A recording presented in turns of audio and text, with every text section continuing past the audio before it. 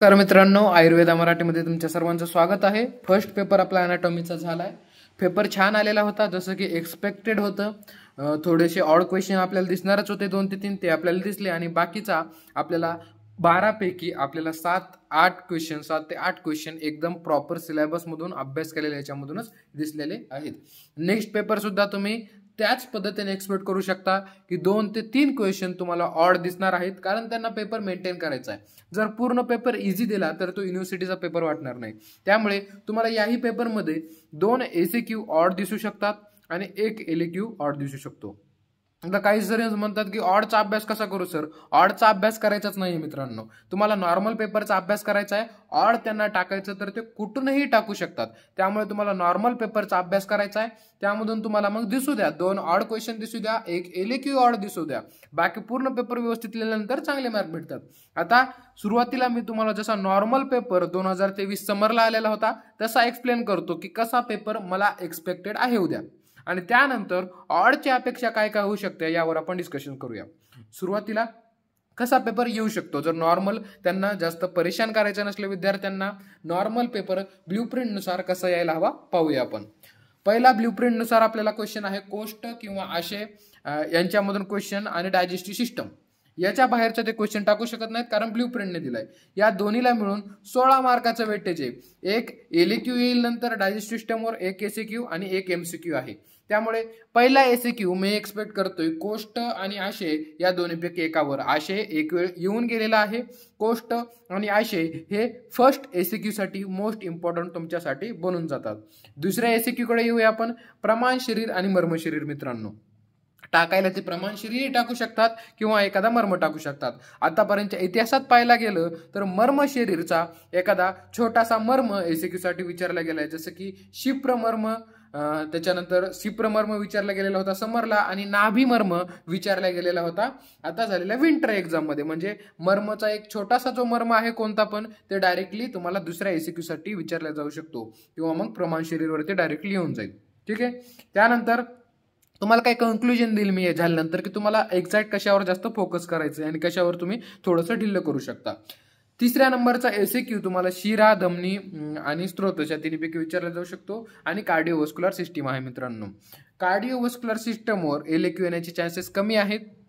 आपल्या विंटर पेपरला आला होता, परंतु तो पेपर ऑड आलेला होता. पेपर ऑड आला होता म्हणजे क्वेश्चन ऑड आलेला होता. कधीही पेपर पूर्ण ऑड येत नसतो, तर त्याच्यातले क्वेश्चन्स ऑड येत असतात, कारण त्यांना पेपरचं लेवल मेंटेन करायचंय. तुम्हाला 5-6 क्वेश्चन एकदम इझी दिले तर 2-3 थोडेसे मीडियम द्यावे लागतात, 2-3 थोडेसे त्यांना अति हार्ड द्यावे लागतात. त्यामुळे ते मेंटेन करत असतात. तर तिसरा जो एसीक्यू आहे मी एक्सपेक्ट करत आहे, तिसरा एसीक्यू कार्डिओव्हास्क्युलर सिस्टम वरती. कार्डिओव्हास्क्युलर सिस्टम मध्ये तुम्हाला आयएमपी सांगायचं झाली एसीक्यू साठी तर राईट ॲट्रियम किंवा राईट व्हेंट्रिकल डायरेक्टली विचारला जाऊ शकतो. एसीक्यू साठी राईट ॲट्रियम विचारला होता समर 2023ला. आणि पेरिकार्डियम, जे की हृदयाचं आवरण आहे, पेरिकार्डियम लेअर ऑफ हार्ट, ते पेरिकार्डियम एसीक्यू साठी येऊ शकतं, किंवा राईट एंट्रियल, राईट व्हेंट्रिकल. हे नॉर्मल क्वेश्चन झाले आयएमपी पाहायला गेलं तर. ठीक आहे. हा याच्यामधून आयएमपी वाटतो. स्त्रोतस का नाही वाटत? कारण स्त्रोतसवरती एलक्यू एक फिक्स येईल. त्याच्यानंतर शिरा आणि धमनी, त्यांना जर थोडासा ऑड टाकायचा असेल तर शिरा आणि धमनी ते एसीक्यूला ते टाकून देतील. त्यानंतर रेस्पिरेटरी सिस्टम. मित्रांनो, 4था, 5वा, 6वा क्वेश्चन लक्ष द्या. कोणता? 4था, 5वा, 6वा क्वेश्चन म्हणजे 3 एसीक्यू तुम्हाला रेस्पिरेटरी सिस्टम आणि युरिनरी सिस्टमवर येणार आहेत. मित्रांनो बघा, इथे याच्यावर एलक्यू नाहीये. 3ला 3 एसीक्यू येणार आहेत आणि 5 एमसीक्यू येणार आहेत. त्यामुळे या पोर्शनवर तुम्हाला सर्वात जास्त भर द्यायचा आहे. तुमचे 3 एसीक्यू इथे फिक्स होतील. यामध्ये इम्पॉर्टंट सांगायला, युरिनरी सिस्टम मध्ये तुम्हाला इम्पॉर्टंट सांगायचं झालं, किडनी इम्पॉर्टंट आहे. युरेटर येऊ शकतो तुम्हाला डायरेक्टली. त्याच्यानंतर युरिनरी ब्लॅडर तुम्हाला ऑर्गन करून जायचं आहे. आणि लिगामेंट्स ऑफ युरिनरी ब्लॅडर हे युरिनरी सिस्टम मध्ये तुम्हाला इम्पॉर्टंट सांगत आहे. त्याच्यानंतर रेस्पिरेटरी सिस्टम. मित्रांनो, रेस्पिरेटरी सिस्टम मध्ये इम्पॉर्टंट पाहायला गेलं, मीडियास्टिनल सरफेस ऑफ लंग्स, जो लंग्सचा मीडियास्टिनल सरफेस आहे डायरेक्टली त्याच्यावरती येऊ शकतो एक एसीक्यू, किंवा ट्रेकियावर येईल, लॅरिंग्सवर येईल, फॅरिंग्सवर येईल. आणि मोस्ट इम्पॉर्टंट प्लुरा पण आहे. युरिनरी ब्लॅडर आणि रेस्पिरेटरी सिस्टमवर तुम्हाला एवढे जास्त आयएमपी का दिलेत मी? कारण इथे फिक्स 3 एसीक्यू आहेत मित्रांनो. इथे तुम्ही रिस्क घेऊ नका. याचा सर्वात जास्त तुम्हाला अभ्यास करायचा आहे. ठीक आहे. आणि त्यानंतर पुढचा आहे आपल्याला रिप्रोडक्टिव्ह सिस्टम. रिप्रोडक्टिव्ह सिस्टमवर एक एसीक्यू तुमचा फिक्स राहणार आहे आणि एक एमसीक्यू. इथे तुम्हाला स्किपच नाहीये, म्हणजे रिप्रोडक्टिव्ह सिस्टमवर एक एसीक्यू 100% पडणार. IMP काय मग तिथे युटेरस ऑर्गन करायचा आहे आणि लिगामेंट ऑफ युटेरस व्यवस्थित करून जायचंय. एसीक्यूला येऊ शकतं प्रोस्टेट ग्लँड. हे 3 IMP मी इथे देत आहे रिप्रोडक्शनसाठी. आणि या सर्वांमध्ये एक तुम्हाला आणखी एक ऑर्गन सांगायचं, मला ऑर्गन नाही म्हणता येणार, वेस्टिजियल पार्ट आहे. अपेंडिक्सवर एकदा नजर मारून घ्या. अपेंडिक्स सुद्धा तुम्हाला एखाद्या वेळेस ऑड क्वेश्चनच्या रूपामध्ये दिसू शकतो. ठीक आहे, सध्या आपण नॉर्मल पेपर कसा येईल ते डिस्कस करतोय.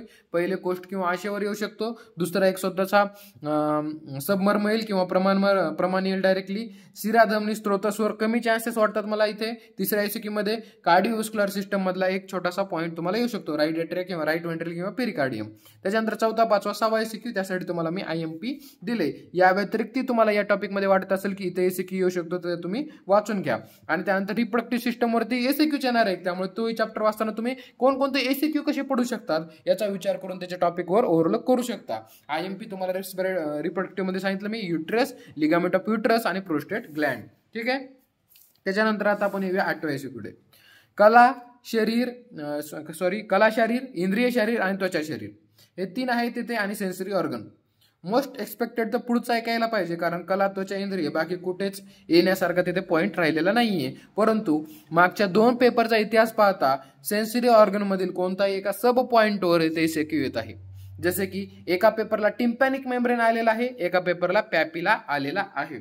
त्यामुळे एसीक्यूच्या दृष्टीने तुम्हाला जिथे सेन्सरी ऑर्गनचे सब पॉइंट वाटत आहेत ते तुम्ही व्यवस्थित वाचून घ्या. जसं की पॅपिला पाहिला आपण, स्किन ही एसीक्यूला तिथे येऊ शकतं. येत्या सर्वांमध्ये कंक्लुजन काय काढायचं मित्रांनो, की आयुर्वेदचा एकही पॉइंट तुम्हाला स्किप करायचा नाहीये. रचना शरीर आयुर्वेद पार्ट आहे, तो तुम्ही 100% जर करून गेलात तर तुम्ही फेल होणारच नाही. आजचा पेपरही तुम्ही पाहिला असेल, जर तुम्ही आयुर्वेद पार्ट 100% केलेला असेल तर तुम्ही फेल होणारच नाही. जे विद्यार्थी माझ्या कनेक्टमध्ये होते त्यांनाही मी ते सांगितलं होतं की आपल्याला रचना शरीरचा एकही पॉईंट मिस नाही करायचा आहे. तुम्ही 100% जर पॉईंट त्याचा अभ्यास केला तर तुम्ही मॉडर्नमध्ये पास होऊ शकता. मॉडर्न तुम्हाला कधीही धोका देऊ शकतं, ऑड क्वेश्चन्स पडू शकतात, परंतु आयुर्वेद पार्टवरती तुम्हाला ऑड क्वेश्चन्स कधीही दिसणार नाही मित्रांनो. तुम्ही तो पाठ केलाय, समजा तुम्ही स्त्रोतस केले, स्त्रोतसचे श्लोक पाठ केले, स्त्रोतसवर क्वेश्चन येणार, तुम्हाला त्याच्यावर ऑड क्वेश्चन दिसणार नाही. परंतु त्याच ठिकाणी तुम्ही जर एखादा दुसरा मॉडर्नचा पार्ट केलाय तर ते त्याच्यावरती तुम्हाला ऑड क्वेश्चन यायचे चान्सेस असतात. त्यामुळे कंक्लुजन लक्षात ठेवा, आयुर्वेद रचना शरीरचा एकही पॉइंट तुम्हाला स्किप करायचा नाहीये. ठीक आहे, आतापर्यंत एसीक्यू पाहिले नॉर्मल, आपण आता एलक्यू पाहूया. नॉर्मल आपण काय काय येऊ शकतात. नॉर्मल म्हणजे काय, ऑडचा विचार न करता. कोष्ट, आशय आणि डायजेस्टिव्ह सिस्टम असं त्याने दिले, परंतु दरवेळेसच्या इतिहासानुसार डायजेस्टिव्ह सिस्टम म्हणजे सॉफ्ट ऑर्गन वरती एक एलक्यू दिसतो. IMP सॉफ्ट ऑर्गन कोणकोणते देऊ तुम्हाला. IMP सॉफ्ट ऑर्गन मध्ये स्टमक आणि लिव्हर सर्वात जास्त इम्पॉर्टंट ठरतो. पॅन्क्रियास, डिओडिनम आणि स्प्लीन हे सुद्धा ठेवलेले आहेत. Stomach, liver, pancreas, duodenum important, सर्वात जास्त इम्पॉर्टंट स्टमक आणि लिव्हर. स्प्लीन सुद्धा तुम्हाला एका विंटरच्या पेपरला विचारला गेलाय, त्यामुळे मी इथे दिलेला आहे. त्याच्यामुळे हे 5 ऑर्गन व्यवस्थित पहिले करा आणि नंतर तुम्हाला वाटत असेल तर तुम्ही करू शकता. हे पेपर टाकायचा तर तो एक्झामिनर काहीही टाकू शकतो, परंतु इम्पॉर्टंट पॉईंट्सवरती त्यांना 80% पेपर टाकावाच लागतो. आणि आतापर्यंतच्या मागच्या इतिहासानुसार भरपूर सारे क्वेश्चन रिपीट होतात. काही जणांना वाटतं सर सोपं जे आतापर्यंत मागच्या पेपर आले ते डबल का होईल. तुम्ही गर्भशरीरचा क्वेश्चन पहा. गर्भशरीर मागच्या वेळेस पण विचारलं गेलं होतं, त्याच्या मागच्या वेळेस पण विचारलं गेलं होतं, दरवर्षी विचारलं जातं. त्याच प्रकारे आपण काही पॉईंटचा अभ्यास करून IMP काढलेले आहेत. ठीक आहे, मग आपण पहिला एलक्यू म्हणजे लॉंग आन्सर क्वेश्चन 10 मार्क्ससाठी स्टमक, लिव्हर, पॅन्क्रियास, डिओडिनम आणि स्प्लीन याच्यामध्ये आपण एक्सपेक्ट करू शकतो. स्टमक आणि लिव्हरवर जास्त फोकस करायचं आहे. त्यानंतर आपण पाहूया सेन्स ऑर्गन. सेन्स ऑर्गन म्हणजे आपला चौथा एलक्यू. चौथा एलक्यू आपल्याला सेन्स ऑर्गनवर एक फिक्सच आहे. सर्वात महत्वाचं सेन्स ऑर्गन आहे मोस्ट रिपीटेड एलक्यू म्हणता येईल आपल्याला. आतापर्यंतच्या सेन्स ऑर्गनच्या इतिहासामध्ये आपल्याला आयवर आलेला आहे. बाकी टंगवर येऊ शकतो, नोजवर येऊ शकतो. नोजचे जे वॉल आहेत, लॅटरल वॉल, मिडियल वॉल, ते जर एलक्यू लिहायचं नसेल तर एका दिवस एसीक्यू मध्ये टाकलं जाईल. तुम्हाला सर्वात शेवटचा एसीक्यू लॅटरल वॉल ऑफ नोज सांगा, मिडियल वॉल ऑफ नोज सांगा, त्यामुळे ते व्यवस्थित करा.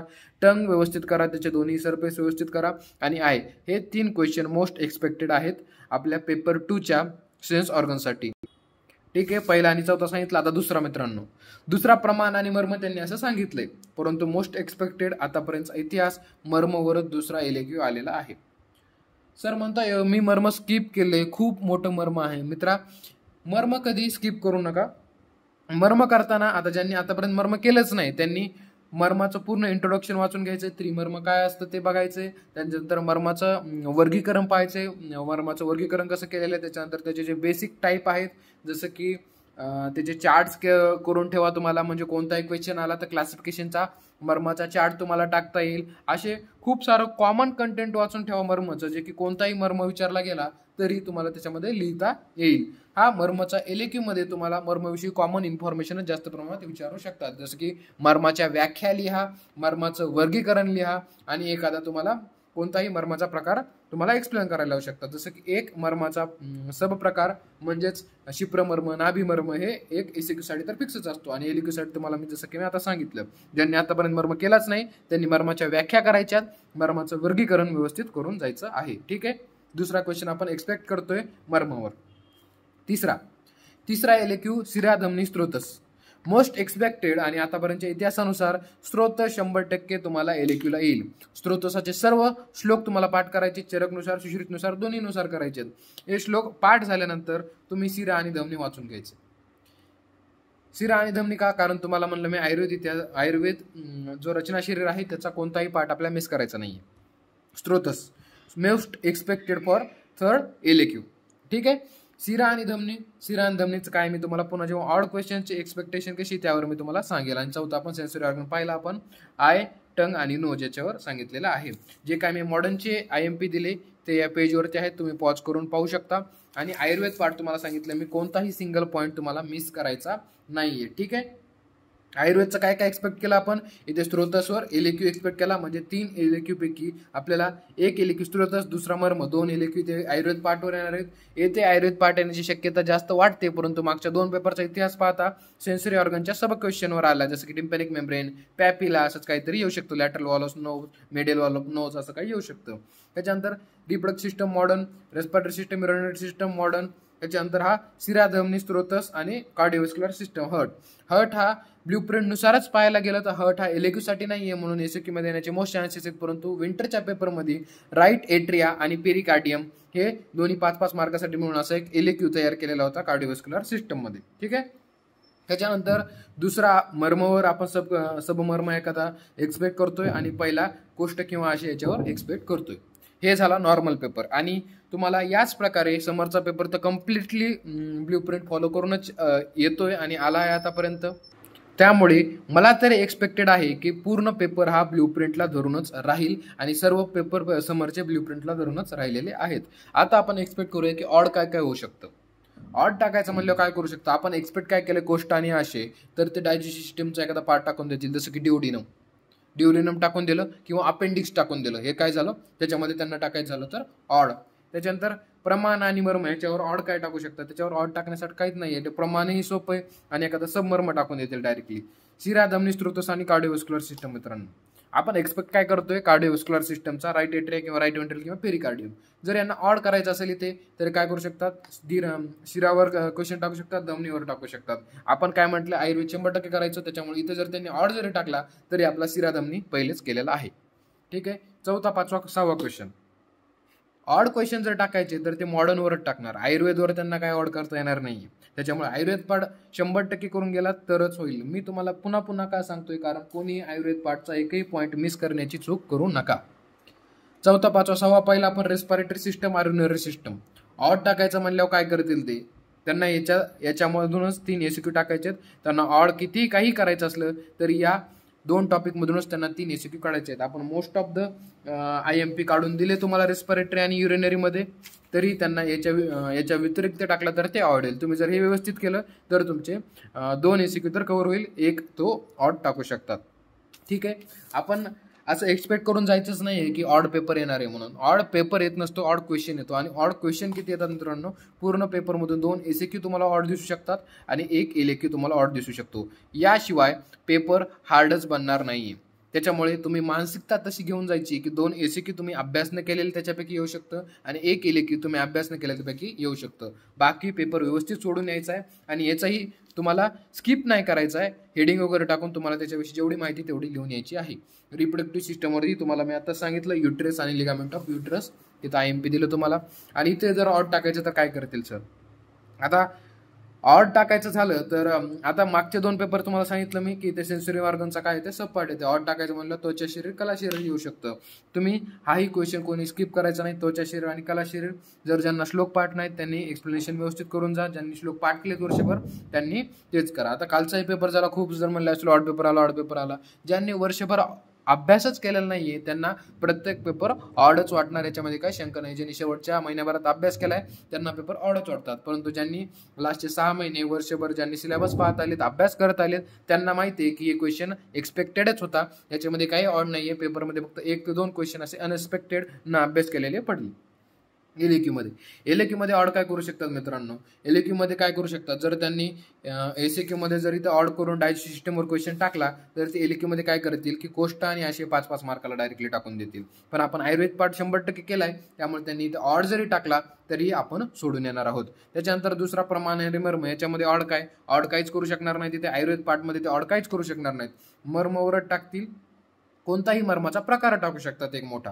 किंवा मग शिराधमनी स्त्रोत, याच्यामध्ये जर ऑड टाकायचं झालं तर मोस्ट एक्सपेक्टेड स्त्रोतस्वर आहे. ऑड टाकायचं झालं शिराधमनी, हे दोन्ही 5-5 मार्कासाठी टाकून देतील. ते त्यांच्यासाठी ऑड झालं. परंतु आपण आयुर्वेदचे 100% पाठ केल्यामुळे हे आपल्यासाठी ऑड नसेल. त्याच्यानंतर पुढचा आहे कला, त्वचा, इंद्रिय आणि सेन्सरी ऑर्गन. हा तर किती ऑड टाकला तरी हा क्वेश्चन स्किप होणार नाही. हा क्वेश्चन तुम्हाला सेन्सरी ऑर्गनवरच येणार आहे. त्याच्यामुळे सर्व सेन्सरी ऑर्गन, खास करून आय, टंग आणि आणखी एक मी तुम्हाला सांगितलं नोज, हे परफेक्ट करूनच जायचं आहे. कळालं? मी तुम्हाला ऑड क्वेश्चन कशा प्रकारे येऊ शकतात आणि नॉर्मल कशा प्रकारे येऊ शकतो ते मी तुम्हाला सांगितलं. परंतु तुम्हाला ऑडचा विचार करून अभ्यास करायचा नाहीये. नॉर्मल जसं मी सुरुवातीला सांगितलं तोच विचार करून तुम्हाला अभ्यास करायचा आहे. तुम्ही जर तसा एक्सपेक्ट करून अभ्यास केला, मी फर्स्टला सांगितलं तसं, तर तुम्हाला 90% पेपर सॉल्व्ह होणार आहे. आणि तुम्हाला पेपरमध्ये मानसिकता घेऊनच जा म्हटलं तुम्हाला 2 SQ 1 केले की तुम्हाला ऑड दिसेल अशी अपेक्षा करून जा तुम्ही. म्हणजे तुम्हाला पूर्ण पेपरही कॉन्सन्ट्रेशन सोडवता येईल. पहिलेच आपण एक्सपेक्ट केला त्यातूनच येईल. ठीक आहे. फक्त जाता जाता एवढं लक्षात ठेवा मित्रांनो की आजच्या व्हिडिओचं कन्क्लुजन काय म्हणता येईल की आयुर्वेद पाठ रचनाचा काहीही स्किप करायचा नाहीये. एकही पॉइंट आयुर्वेदचा स्किप करायचा नाहीये. त्याचे श्लोक पाठ करा. स्त्रोतसचे श्लोक तर कोणीही मिस करू नका. स्त्रोतसचे श्लोक तर पाठच करायचे आहेत प्रत्येकाला, कोणीही मिस करायचं नाहीये. शिराधमनी आयुर्वेदचा सिंगल टॉपिक सुद्धा मिस करायचा नाहीये. म्हणजे त्यांनी किती ऑड पेपर काढू द्या, तुम्ही आयुर्वेद पाठ 100% केलाय तर तुम्ही पास होताल, हे मी गॅरंटीने तुम्हाला सांगत आहे. ठीक आहे.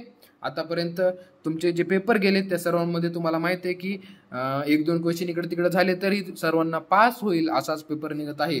अजूनही खूप जण MCQचा कोड टाकण्यामध्ये चुकत आहेत. दररोज मेसेज येतो 2-3 जणांचा तरी की MCQचा कोड राहिला, तर अशी चूक करू नका. पहिले तर आपल्याला MCQचा कोड टाकायचा आहे. त्याच्यानंतर प्रत्येक क्वेश्चन नवीन पेजवर चालू करायचा आहे. क्वेश्चन नंबर एकदा प्रत्येक क्वेश्चन चालू करायच्या आधी तुम्हाला चेक करायचाच आहे. जिथे गरजेचं आहे तिथे डायग्राम्स पहिले अॅनाटॉमीमध्ये सर्वात जास्त इम्पॉर्टंट आहेत. आणि मला मेसेज खूप जणांनी केले व्हिडिओ काढून सुद्धा की पेननेच आपल्याला डायग्राम काढायची आहे. कोणीही मेसेज करू नका, डायग्राम पेननेच काढायची. सेन्सरी ऑर्गनमध्ये तुम्ही डायग्राम काढू शकतात.